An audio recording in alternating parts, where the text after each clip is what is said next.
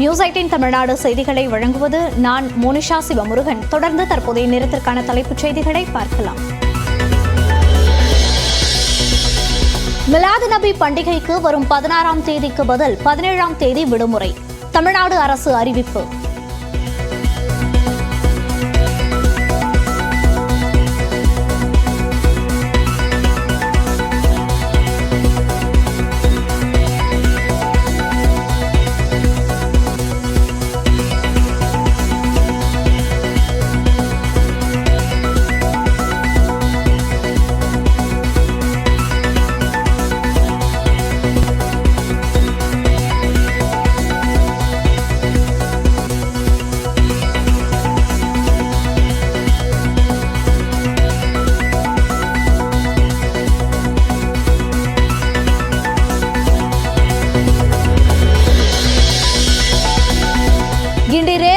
இடத்திற்கு குத்தகையை ரத்து செய்வது தொடர்பாக நோட்டீஸ் கொடுத்த பின்பு நடவடிக்கை எடுக்கப்படும்.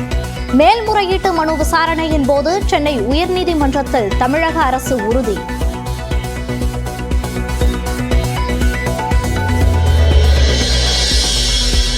ஹரியானா சட்டப்பேரவை தேர்தலில் ஆம் ஆத்மி தனித்து போட்டி. காங்கிரசுடன் பேச்சுவார்த்தை முறிந்த நிலையில் முதல்கட்ட வேட்பாளர் பட்டியல் வெளியீடு.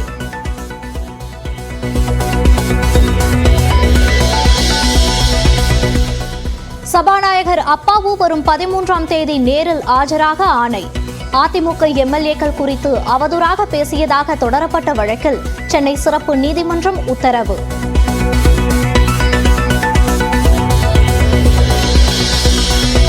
தமிழக வெற்றிக் கழக மாநாட்டிற்கு அனுமதி அளித்ததில் தாமதமில்லை என காவல்துறை தரப்பில் விளக்கம். 21 கேள்விகளுக்கு தாவேக தரப்பில் 5 நாட்கள் அவகாசம் எடுத்து விளக்கமளித்ததாகவும் தகவல்.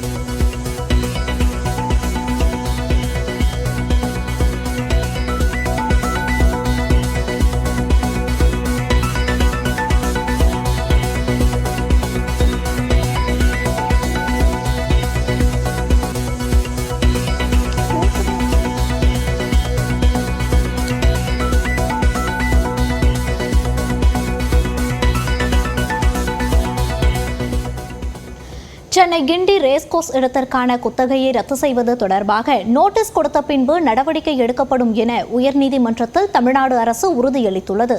சென்னை ரேஸ்கோர்ஸுக்கு குத்தகைக்கு வழங்கப்பட்ட 160 ஏக்கர் நிலத்துக்கு 730 கோடியே 86 லட்சம் ரூபாய் வாடகை செலுத்தாததால் குத்தகையை ரத்து செய்து ரேஸ்கோர்ஸை திங்களன்று அரசு கையகப்படுத்தியது. ரேஸ்கோர்ஸ் மைதானத்தை காலி செய்ய அவகாசம் வழங்காமல் நிலத்தை கையகப்படுத்தியதாக ரேஸ்கோர்ஸ் நிர்வாகம் சார்பில் உயர்நீதிமன்றத்தில் வழக்கு தொடரப்பட்டது. இந்த வழக்கு விசாரணைக்கு வந்தபோது ரேஸ்கோர்ஸ் மைதானத்தை காலி செய்ய அவகாசம் கொடுக்காமல் அதனை கையகப்படுத்தியது சட்டவிரோதமானது என சென்னை உயர்நீதிமன்றம் அரசுக்கு கண்டனம் தெரிவித்தது. இதற்கு பதிலளித்த தமிழ்நாடு அரசு பொதுமக்களின் பயன்பாட்டுக்கு தான் நிலம் குத்தகைக்கு எடுக்கப்பட கூறி அனுமதி பெறாமல் குதிரை பந்தயம் நடத்துவதாக குற்றம் சாட்டியது. மேலும் குத்தகை ரத்து குறித்து தனி கடிதம் அனுப்பப்பட்டு அதன் பின்னர் நிலத்தை கையகப்படுத்தும் நடவடிக்கை எடுக்கப்படும் என அரசு உயர்நீதிமன்றத்தில் கூறியுள்ளது. இதை கேட்டுக்கொண்ட நீதிமன்றம் ரேஸ்கோர்ஸ் நிலத்தை காலி செய்வதற்கான அவகாசம் கொடுத்த பின்னர் நடவடிக்கை மேற்கொள்ள வேண்டும் என உத்தரவிட்டது.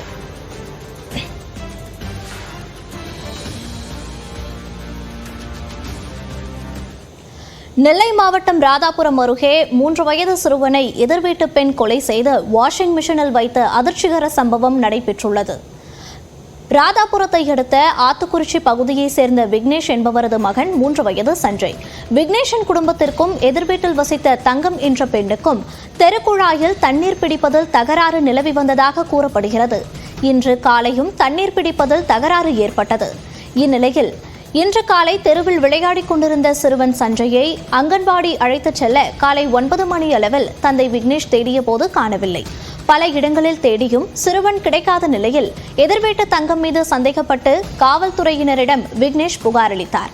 புகாரின் அடிப்படையில் அங்கு வந்த போலீசார் தங்கத்தின் வீடு முழுவதும் தேடிய போதும் சிறுவன் கிடைக்கவில்லை.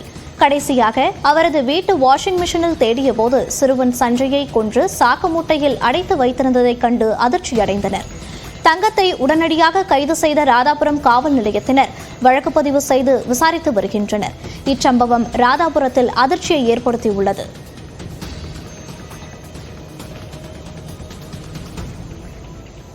நடிகர் விஜய் அரசியலுக்கு வருவதை கருத்தில் கொண்டு கல்லூரிகளில் மாணவன் மன்றத்தை அமைத்து வாக்குகளை ஈர்க்க வேண்டும் உள்பட பல்வேறு மாற்றங்களை திமுக ஒருங்கிணைப்பு குழு பரிந்துரை செய்துள்ளது. சட்டமன்ற தேர்தலை குறிவைத்து அமைக்கப்பட்டுள்ள திமுக ஒருங்கிணைப்பு குழுவுடன் அமெரிக்காவில் இருந்தபடியே முதலமைச்சர் மு.க.ஸ்டாலின் ஆலோசனை மேற்கொண்டார். அப்போது தமிழ்நாடு திரும்பியதும் திமுகவில் செய்ய வேண்டிய மாற்றங்கள் குறித்த பரிந்துரைகளை அவரிடம் தேர்தல் ஒருங்கிணைப்பு குழு வழங்கியது. கட்சி பணிகளை துரிதப்படுத்த நிர்வாக ரீதியாக மாவட்டங்களின் எண்ணிக்கையை அதிகரிக்க வேண்டும் என்றும் அதற்கேற்ப புதிய பொறுப்பாளர்களை நியமிக்க வேண்டும் என்றும் பரிந்துரை செய்யப்பட்டுள்ளது. மக்களவைத் தேர்தலில் சரியாக பணியாற்றாத சட்டமன்ற தொகுதி பொறுப்பாளர்களை மாற்றவும் ஒருங்கிணைப்பு குழு பரிந்துரை செய்துள்ளது. மாணவரணி சார்பில் கல்லூரிகளில் தமிழ் மாணவர் மன்றத்தை அமைக்க வேண்டும் என்றும் அந்த குழு பரிந்துரைத்துள்ளது. முக்கியமான அணிகளின் நிர்வாகிகளுக்கு மாவட்ட செயலாளர்கள் அளவிலான அதிகாரங்களை வழங்குவது உள்ளிட்ட மாற்றங்களை செய்யவும் ஒருங்கிணைப்பு குழு பரிந்துரைத்துள்ளதாக தகவல்கள் தெரிவிக்கின்றன. ஒருங்கிணைப்பு குழு பரிந்துரையின்படி இளைஞர் அணியில் உள்ளது போன்று மகளிர் அணி, மாணவர் அணி உள்ளிட்ட அணிகளில் மண்டல வாரியாக நிர்வாகிகள் நியமனம் செய்யப்பட்டுள்ளது குறிப்பிடத்தக்கது.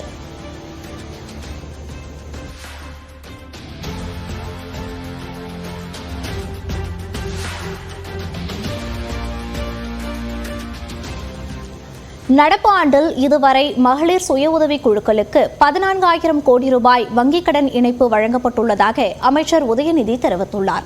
மதுரை ஒத்தக்கடையில் நடைபெற்ற அரசு நலத்திட்ட உதவிகள் வழங்கும் விழாவில் அமைச்சர்கள் மூர்த்தி, பழனிவேல் தியாகராஜன், மக்களவை உறுப்பினர்கள் தங்க தமிழ்ச்செல்வன், சு. வெங்கடேசன் உள்ளிட்டோர் கலந்து கொண்டனர். இதில் பங்கேற்ற அமைச்சர் உதயநிதி ஸ்டாலின் 3,171 கோடி ரூபாய் மதிப்பிலான பல்வேறு நலத்திட்ட உதவிகளை பயனாளர்களுக்கு வழங்கினார். பின்னர் பேசிய உதயநிதி 13 துறைகளில் தமிழ்நாடு முதலிடத்தில் உள்ளதாக கூறினார். மகளிர் சுய உதவி குழுக்களுக்கு வழங்கப்படுவது வெறும் கடன் அல்ல என்று குறிப்பிட்ட உதயநிதி அது மகளிர் உழைப்பின் மீது முதலமைச்சர் வைத்துள்ள நம்பிக்கை என கூறினார்.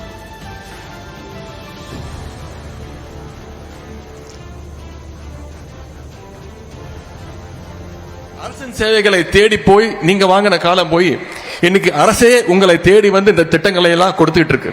சென்ற வருஷம் 30,075 கோடி ரூபாய் வங்கிக் கடன் இணைப்பு வழங்கப்பட்டது.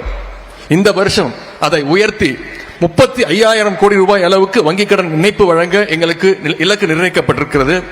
இதுவரைக்கும் 14,000 கோடி ரூபாய் அளவுக்கு கடன் இணைப்பு வழங்கியுள்ளோம்.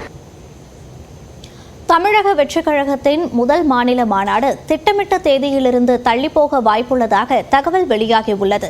தமிழக வெற்றிக் கழகத்தின் கொடி மற்றும் பாடலை அண்மையில் அறிமுகம் செய்த அக்கட்சியின் தலைவர் விஜய் முதல் மாநில மாநாடு குறித்தும் அறிவித்திருந்தார். அதன்படி வரும் 23ஆம் தேதி விக்கிரவாண்டி அருகே பி சாலையில் மாநாடு நடத்த திட்டமிடப்பட்டுள்ளது. ஆனால் காவல்துறை அனுமதி பெற காலதாமதமானதால் மாநாடு தேதி தள்ளிப்போக வாய்ப்புள்ளதாக தகவல் வெளியாகியுள்ளது. காவல்துறை விதித்துள்ள 33 நிபந்தனைகளை பூர்த்தி செய்ய வேண்டிய கட்டாயம் உள்ள நிலையில் மிக குறுகிய காலத்தில் அது சாத்தியமா என்ற கேள்வியும் எழுந்துள்ளது. இதனால் மாநாட்டை வேறு தேதியில் நடத்த கட்சி தலைமை திட்டமிட்டுள்ளதாக தகவல் வெளியாகியுள்ளது. அதே சமயம் தமிழக வெற்றிக் கழகம் நடத்தும் மாநாட்டிற்கு அனுமதி அளித்ததில் எந்த தாமதமும் செய்யவில்லை என்று காவல்துறை விளக்கம் அளித்துள்ளது. ஆகஸ்ட் 28ஆம் தேதி தாவேக்கு நிர்வாகிகள் அனுமதி கேட்டதாக கூறியுள்ள காவல்துறை 2ஆம் தேதி 21 கேள்விகளை கேட்டிருந்ததாக தெரிவித்துள்ளது. 5 நாட்களில் பதில் தர உத்தரவிட்டதாகவும் குறிப்பிட்டுள்ளனர். விஜய் தரப்பினர் கடந்த 6ஆம் தேதி பதிலளித்த நிலையில் 8ஆம் தேதியே மாநாட்டிற்கு அனுமதி வழங்கப்பட்டு விட்டதாகவும் காவல்துறையினர் கூறியுள்ளனர்.